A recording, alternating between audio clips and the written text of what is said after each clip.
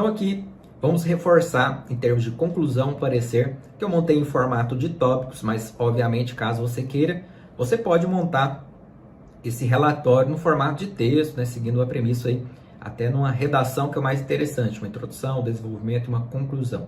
Aqui eu coloquei em tópicos para nós fazermos um bate-papo, e você criar esse relatório, inclusive compartilhá-lo no nosso grupo exclusivo. Eu quero ver a capacidade que você tem aí de redigir esse texto, inclusive também confirmar se você conseguiu chegar nesses mesmos valores. Obviamente, se não chegou, não faz problema, né? Faz parte do aprendizado a gente errar, ficar com dúvidas, né? E todos nós aqui do grupo exclusivo, nós estamos à disposição em contribuir você, para que você possa sempre evoluir. E os erros fazem parte do aprendizado. Primeira informação que nós colocamos. Existe um plano de negócio, então esse é um ponto positivo. E de fato é, porque se nós estamos planejando, o planejamento ele pode evitar um monte de coisa, inclusive perder um negócio. Então às vezes no papel eu já percebo isso e nem inicio, né? E nós dividimos até na primeira e na segunda etapa, porque a primeira etapa seria começando como microempreendedor individual e na segunda etapa na alavancagem do negócio, né? E nós percebemos então um plano dividido em etapas, isso é muito bacana. Então eu quebro uma meta que aparentemente é grande em etapas, então um ponto positivo.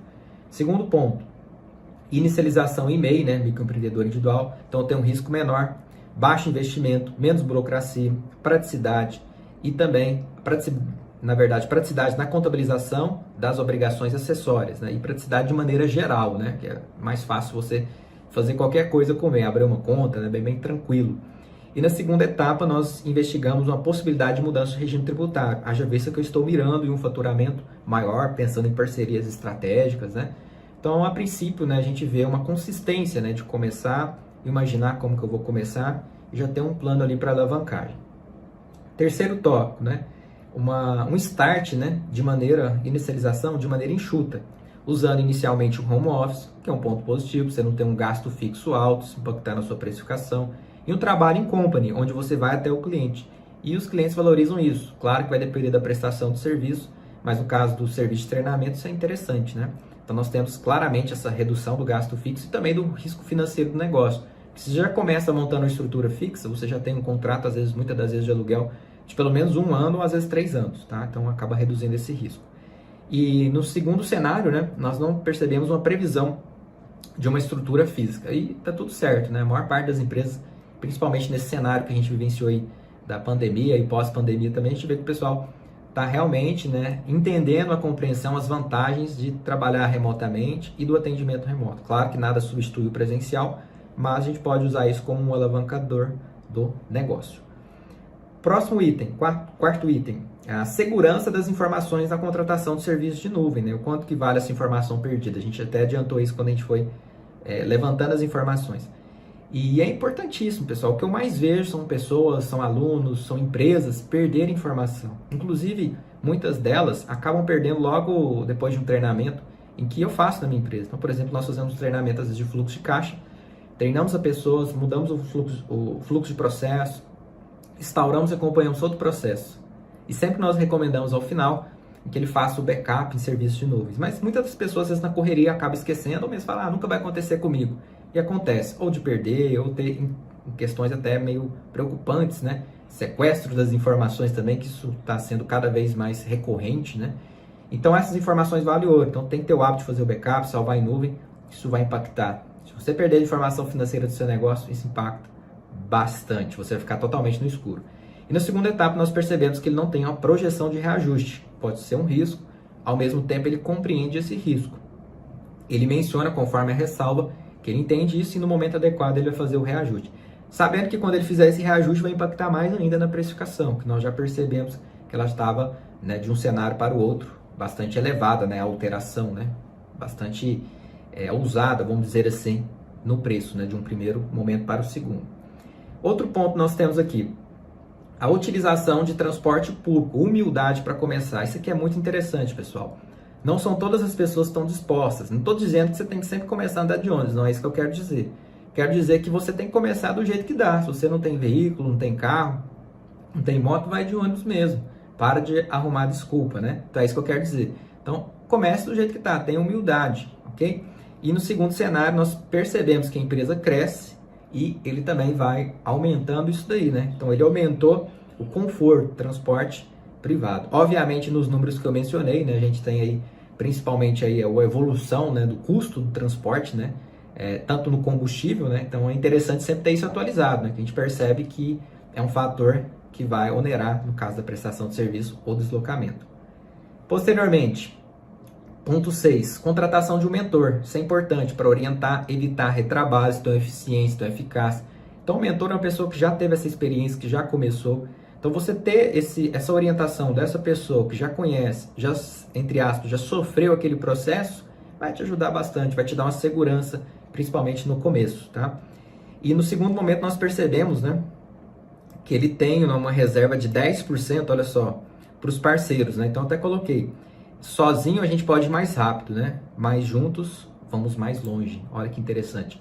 Aquele 10%, novamente, não é um percentual que eu estou recomendando que você faça, não. É um percentual hipotético, tá? Na prática isso pode oscilar tanto para menor quanto para maior. Você que vai decidir isso. Qual a importância do seu parceiro? Você quer que se sinta parte? 10% faz ele se sentir parte? Depende da responsabilidade que ele vai ter também, obviamente. Então você vai decidir isso.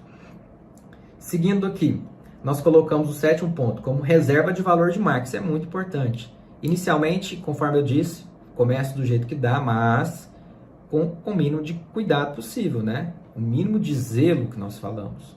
Então, você não vai chegar lá de bermuda no cliente, né? Às vezes, infelizmente, algumas pessoas não têm esse senso. Então, o marketing, né, que a gente envolve toda a questão, né, de imagem, né, da empresa. Então, no caso, a gente falou do designer, né, inicialmente. Então, é interessante pensar assim numa logo, é interessante pensar no cartão de visita, seja ele, hoje está tudo digital, né, também. Alguma forma que você vai se posicionar para o cliente lembrar de você, tá? Você vai decidir qual é o melhor formato para isso. E, posteriormente, nós percebemos um percentual de 2,5% do faturamento em cima do marketing. Eu mencionei a questão de você chegar de bermuda, mas de repente, se você vender uns serviços de lazer, você pode chegar, né? Que é uma forma, de repente, até diferente, né? Você fala, olha só, o cara chegou de bermuda para me atender, olha, eu ofereço serviço relacionado a alguma área de lazer, descanso, pode ser que vai remeter, né? Na maior parte dos casos. No caso da consultoria de treinamento, não recomendamos, ok? Oitavo ponto, reserva de valor para capacitação contínua. Muito importante. Às vezes as pessoas no dia a dia acabam esquecendo que é importante você se inovar. Principalmente a contabilidade toda hora muda, regime tributário, regras trabalhistas. Você tem que conhecer isso porque você vai atender clientes, você vai fazer treinamento, nesse caso aqui. Então é importante ter essa capacitação contínua. E posteriormente ele colocou um percentual de 5% do faturamento. Muito bacana, tem que ser assim mesmo. E lembrando também que essa capacitação está ligado ao empreendedor e essa equipe também que faz parte. Você se capacita e também pensa na empatia, capacita as outras pessoas. As outras pessoas crescendo, que são seus parceiros, você vai crescer em conjunto, vai ganhar junto, um crescimento mútuo, ok? Percebemos também, vamos ver o nono ponto ali, reserva de valor para o serviço de contabilidade, né? Um custo de oportunidade e depois reajustado. Muito importante, então temos que nos valorizar. Tá, o serviço é tranquilo de ser feito, só eu mesmo fazer da minha empresa? Claro que nós colocamos o valor simbólico, mas é interessante ter isso. Sou eu que faço, mas é interessante eu pegar parte desse valor da empresa é reservado para mim mesmo executar como contador. Porque se eu não executar, alguém vai fazer. Né? Então é interessante você separar os valores. Então aqui é a minha retirada relacionada a esse trabalho, atividade, fim. E aqui é a outra retirada que se eu fosse pagar um profissional de mercado, ele ia cobrar. Então aqui é um outro serviço que eu mesmo presto para minha empresa. Olha que nível de profissionalismo que tem. Poucas pessoas fazem isso, mas se você fizer isso, você vai ter uma gestão eficiente do seu negócio. Seguindo aqui, olha só, 10º ponto, rateio dos gastos fixos do home office, né? Então a gente percebe que ele tem uma visão, né? Tá meio junto ao mesmo tempo ali, né? Home office, tá tudo certo, mas eu quero separar, eu quero pegar parte daquele gasto e quero fazer um rateio. Tudo bem que ele não colocou as projeções, mas aqui a gente já imagina uma contribuição. Então, daquele valor que eu recebo, né, na consultoria, eu já estou reservando aqui, tá aqui para casa, né? Então, se eu tenho uma família, principalmente tem aqueles gastos, né?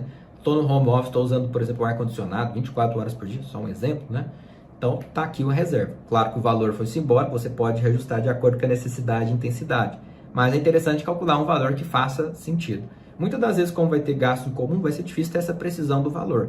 Mas faça uma estimativa para que seja justo, tanto para a empresa pagar isso, como para o negócio aceitar. Porque caso você não faça isso, eu conheço bastante negócio que às vezes começa em casa, e depois tem que mudar de estrutura.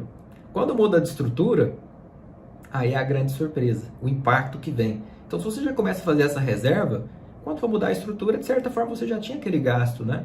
Então, mostra mais uma vez a gestão profissional, separação da pessoa física e jurídica.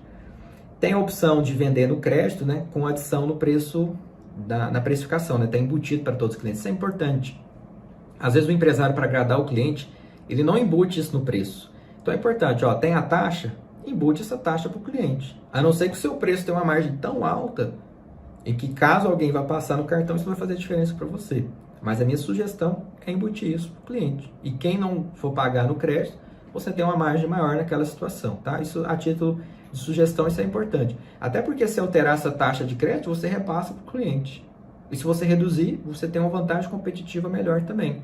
E se você entrar no viés de negociação, você sabe que você pode dar 5%. Seu preço não está no limite. Você vai pagar em dinheiro? Se você pagar em dinheiro, eu te dou 5%. E vai dar no mesmo para você. Porque se ele pagar em dinheiro, não vai ter aquele custo para você, aquele gasto, né? Então, olha que interessante. Então, pensem nisso. 12. Estabelecimento de horas estratégicas, né? Isso é importante, tem que pensar no negócio. Se você não pensa no negócio, ninguém vai pensar. Não é o colaborador, não é o parceiro que você contrata, não é o consultor que vai fazer isso. Muitas empresas acabam cometendo esse equívoco, né? Contrata às vezes um serviço de consultoria ou um serviço, né, de um parceiro e acha que ele vai fazer a magia, né? Vai resolver tudo. Então, ninguém faz magia. Quem tem que resolver o negócio, quem é o dono do negócio, quem criou o negócio, que vai ter que resolver, vai ter que assumir a responsabilidade, tá? E aqui no segundo cenário, olha só, nós colocamos observação. Só arrastar aqui. Redução da carga horária, né? De 25% trabalho. E houve o dobro da remuneração. Né? Então, olha que interessante aqui nessas horas estratégicas que ele tem, mas falando das horas produtivas. Então, ele reduziu o tempo de trabalho, que é legal, mostra a questão da flexibilidade, né? Quando a gente está prestando serviço. No entanto, ele dobrou o valor da remuneração, que era os 3.700 alguma coisa para os 7, né, que a gente viu lá. Vamos pegar o valor exato, ó, 3.750 e 7.500. Então ele reduziu em 25% o tempo de trabalho dele, ó, de 120 para 90 horas, né, e dobrou o valor da remuneração e adicionou ainda 5% do variável. Então sim, ele colocou horas estratégicas, mas ao mesmo tempo já começa a despertar ali, pô, tá trabalhando menos e será que não foi um salto muito alto? Né? Será que eu fui estratégico? Se foi, está no planejamento, ele tem uma justificativa para que do segundo para o terceiro ano ele faça isso, está tudo bem. 13º item, avaliação da remuneração, né? Olha só, reforçando o que a gente falou, inclusive agora, um salto muito grande, né? Do primeiro para o segundo plano, inclusive a gente falou na aula anterior. Então, a recomendação de uma evolução gradativa, né? Que vai ter um menor impacto para o cliente, a não ser que tenha uma mudança muito gigantesca, que o cliente consiga perceber esse valor. Em serviço, como é muito intangível, se nós fizermos isso na prática, né, diga-se passagem, pela minha experiência que eu tenho, de R$60 para quase, aproximadamente 60 para 300, isso vai dar um salto ali no cliente, né? Então a gente, de repente, pode imaginar talvez um estágio, né, gradativo de transição. E o último item, mas não menos importante, o alto impacto, né, na estrutura de gastos, né, do consultor, que a gente percebe que do primeiro para o segundo cenário, realmente, né, tem uma amplitude de gastos, principalmente no que diz respeito à remuneração do consultor. Né? Então, olha só, aquele ponto que nós reforçamos. Tem um aumento de 150% nos custos e 370% no preço de venda. Então, reforçando mais uma vez, o custo está aumentando? Ok. Mas o preço, né, o valor que ele tem das receitas, né, inclusive foi o que nós vimos aqui, ó, aumentou bastante. Então, um ponto interessante. Então, o que nós podemos concluir de maneira geral aqui? Então, existe um planejamento, isso é muito positivo, recomendo que você faça. Mas talvez o planejamento está muito, né, 880, vamos dizer assim, né, que o pessoal costuma falar na prática. Então ele está num cenário muito inicial e está num cenário muito avançado. Essa seria uma visão muito crítica que a gente tem e talvez muito real. Talvez seria interessante, né, criar alguns estágios, né, em que o valor da hora vai ajustando e que aquele valor também, que ele tem de remuneração, que é o principal gasto que nós percebemos, ele também vai de uma maneira mais escalonada. E o cliente não tem esse impacto, não tem esse susto, né? Imagina você está pagando o valor, ele tem esse aumento, né, de quase, né, de 300%, né, que foi ali o aumento, né, de um período para o outro, quase 400%. Então é um salto muito alto, ok? A gente sabe que as coisas reajustam, né, ao longo do ano, mas dar um salto desse momento talvez seja um ponto ali que pode colocar em risco o próprio negócio. Claro que nós estamos falando aqui no estudo de caso Eu imagino que você já tenha feito essa analogia para a sua situação, caso você queira ser um prestador de serviço, ou mesmo se você queira ajudar algum empresário, né, ou mesmo até a sua própria empresa na precificação de um serviço. E evidentemente, se ficou alguma dúvida, coloque no comentário aqui nos vídeos que nós estamos à disposição a esclarecer. Eu te vejo na nossa próxima aula aqui do 7º módulo e último, para nós efetuarmos a conclusão e a mensagem final do curso.